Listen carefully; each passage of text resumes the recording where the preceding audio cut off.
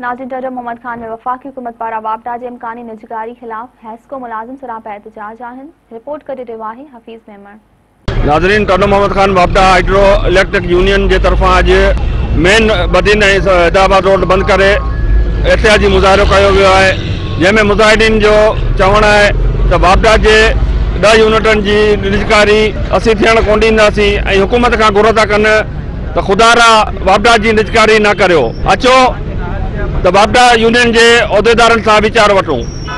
अॼु जो एहतजाज असांजो आहे वापडा जी तरफां पूरे पाकिस्तान में असांजो एहतजाज आहे निजकारी के खिलाफ़। जो इमरान खान की गवर्नमेंट आई है ऐलान किया है तो असां 10 डिस्कोस जी कंपनियों आहिनि उनखे निजकारी जे तरफ़ वठियो पियो वञे।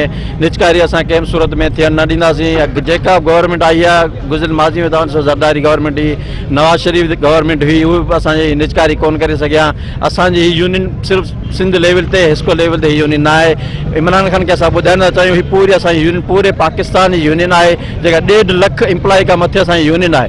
असां हिते थियो पर असांखे हुकुम थींदो नेक्स्ट टाइम ऐलान थियणो आहे जो इस्लामाबाद में धरणो। अगर इमरान खान हिन एहतजाज पंहिंजी निजकारी खां न मुड़ियो त इंशाअल्लाह 1.5 लाख मुलाजिम असां वटि इस्लामाबाद में असां धरणो हणंदासीं। निजकारी कंहिं सूरत में थियण न ॾींदासीं। निजकारी से कभी किसी का भला नहीं हुआ।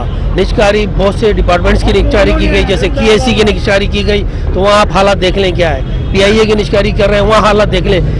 रेलवे देख लें क्या पोजीशन है। अगर इसी तरह वापडा की निजकारी गई तो ये वर्कर्स और अवाम दोनों परेशान होंगे इसमें, और अवाम वर्कर से ज़्यादा परेशान होगी। मुल्क में प्राइवेटाइजेशन न थियण ॾींदासीं। असांखे जेको बि साईं जो हुकुम हूंदो उन ते असां पहिरियां बि रहिया आहियूं, हाणे बि रहंदासीं। ऐं असीं हुकुमराननि खे ॿुधायूं था त तुंहिंजूं पॉलिसियूं जेके सिर्फ़ु ऐं सिर्फ़ु सरमेदारी निज़ाम लाइ कमु कनि पियूं।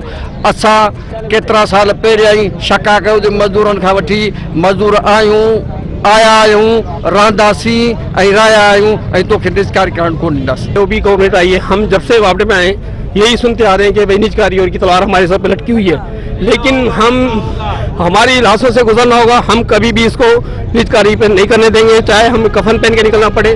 पूरे पाकिस्तान की अगर हमें काल मिली बिजली बंद करने की तो हम वो भी करेंगे। इसका एहतजाज ये पूरे पाकिस्तान में है, पूरे पाकिस्तान लेवल पे है और इंशाल्लाह हमारी कामयाबी होगी और ये निजकारी हार के रहेगी। इमरान खान अपने से पहले महंगाई तो कंट्रोल करे, निजकारी करने पे आ गया है। निजकारी मजदूरों का खाली खून चूसने पे लगा हुआ है। क्यों? हमारे मजदूरों ने ये खून से सींचा है, इस पौधा लगाया है, एक पौधा है, हम इसके साए में सब मजदूर हैं, हम इसको कभी भी निजकारी पे नहीं करने देंगे। और हम इस पर चाहे हमारी लाशों से गुजरना पड़े, लेकिन हम खून हमारा एक ही, जब तक हमारे जिसमें एक एक कतरा है हम इसको निजकारी पे नहीं होने देंगे, नहीं होने देंगे, नहीं होने। निजकारी कंदा तो अञा वधीक नुक़सान थींदा, इदारनि खे अञा वधीक नुक़सान थींदो। तव्हां ॾिसो स्टील मिल खे निजकारी कनि पिया, उन में केतिरो उन्हनि खे नुक़सान पिया थियनि ऐं उन खां पोइ मज़दूरनि जी पघारूं कोन्हनि ऐं हे 12 लोन खणी पिया ॾियनि। वरी हाणे लॻान असांजे ॿियनि असाज़नि खे निजकारीअ लाइ। उन करे असां हिन प्लेटफॉर्म था एहतजाज करियूं था ऐं पूरो ज़रूरु अपील करियूं था त महिरबानी करे ही नाकारा पॉलिसियूं बंदि कयूं वञनि। ईअं न थिए त ही पूरे मुल्क जा ई देवाला कढी चुका आहिनि। अञा भी पंहिंजूं अञा नाकारी पॉलिसियुनि मां लाइ छा कंदा, उन करे असां अपील था करियूं त महिरबानी करे पंहिंजूं नाकारा पॉलिसियुनि खे बंदि करे। नाज़रीन, तव्हां वापडा मुलाज़िमनि जा वीचार ॿुधा। कैमरामैन सफ़्तेन अली मेमन सां गॾु अब्दुल हफ़ीज़ मेमन, मेहरान TV न्यूज़, टंडो मोहम्मद खान।